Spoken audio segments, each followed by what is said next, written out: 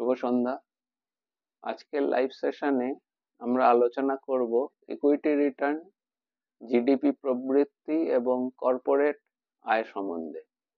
1992 থেকে 2024 সাল পর্যন্ত ভারতীয় ইকুইটি মার্কেট সাধারণত দেশের সামগ্রিক অর্থনৈতিক প্রবৃদ্ধির প্রতিফলন ঘটেছে, জিডিপি গ্রোথ ঘটেছে, যেটি আপনি যদি লক্ষ্য করেন সেটি মোটামুটি 12.5%। আর এই সময়কালীন ভারতীয় অর্থনীতির জন্য উল্লেখযোগ্য পরিবর্তনের সময় ছিল। 1991 সাল থেকে অর্থনৈতিক উদারীকরণের পর বাজারে বিদেশি বিনিয়োগ বাড়তে শুরু করে এবং কর্পোরেট ক্ষেত্র শক্তিশালী হতে থাকে। তো ভারতের জিডিপি গড়ে 6 থেকে 7% বার্ষিক, আর ইনফ্লেশন হিসেবে যদি ধরা হয় তাহলে নর্মাল জিডিপি 6 থেকে 7%, নমিনাল জিডিপি হচ্ছে 12%, 12.5%। নমিনাল জিডিপি হচ্ছে নর্মাল জিডিপি প্লাস ইনফ্লেশন। আপনি যদি 5% ইনফ্লেশন অর্থস্ফীতি বা মুদ্রাস্ফীতি ধরেন, তো সেই হিসেবে এটি 12 থেকে 12.5%।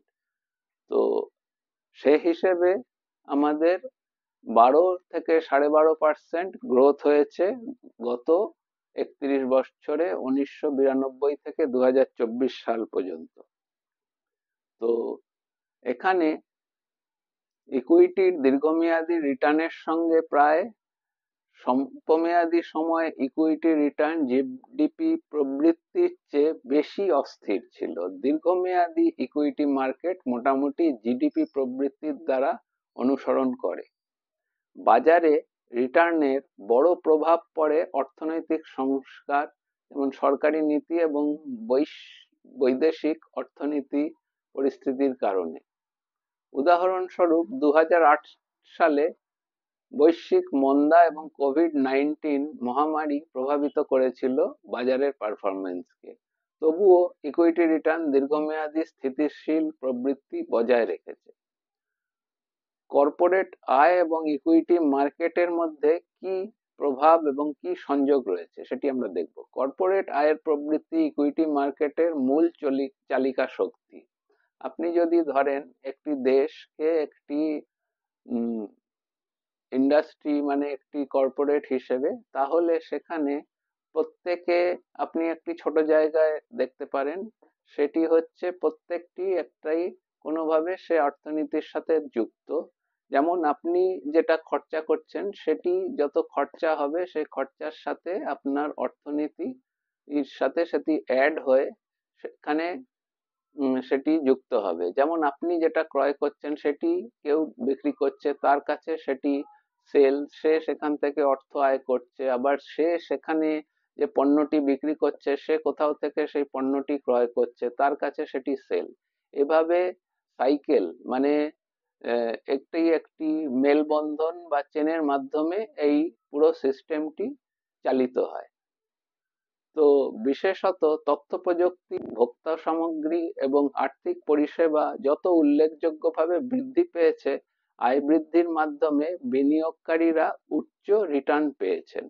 তবে আয়ের প্রবৃদ্ধি সর্বদা সরল রেখায় চলেনি। বিভিন্ন চক্রবৃদ্ধি ধাক্কা এবং চ্যালেঞ্জ থাকা সত্ত্বেও দীর্ঘমেয়াদী গড় বৃদ্ধির হার শক্তিশালী ছিল। উদাহরণস্বরূপ যদি বলা হয় তাহলে 2000-এর দশকের গোড়ায় তথ্য প্রযুক্তি খাতে দ্রুত বিকাশ এবং 2010-এর পর নির্মাণ এবং রিয়েল এস্টেট এর খাতে উন্নয়ন বাজারে আয়ের দৃঢ় প্রবৃদ্ধি তৈরি হয়েছে। ভারতের ইকুইটি মার্কেট এবং অর্থনৈতিক প্রবৃদ্ধি যেটা জিডিপি 1992 থেকে 2024 সালের মধ্যে পারস্পরিক সম্পর্কযুক্ত ছিল। অর্থনৈতিক সংস্কার, বাজারের উদারীকরণ এবং কর্পোরেট লাভজনকের বৃদ্ধির কারণে ইকুইটি মার্কেট উল্লেখযোগ্যভাবে রিটার্ন প্রদান করেছে। এটি প্রমাণ করে যে অর্থনৈতিক শক্তি এবং কর্পোরেট আয়ের বৃদ্ধি দীর্ঘমেয়াদী বিনিয়োগকারীদের জন্য টেকসই মুনাফা তৈরি করতে পারে।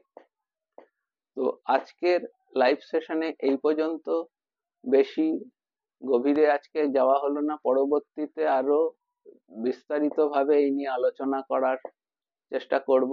আপনারা এটিকে বেশি করে শেয়ার করুন, লাইক করুন, এবং কোনো কমেন্ট বা কোনো প্রশ্ন, কোয়েরি থাকলে অবশ্যই জানান আমাকে, আমি তার যথাযথ উত্তর দেওয়ার চেষ্টা করব। ধন্যবাদ। নমস্কার।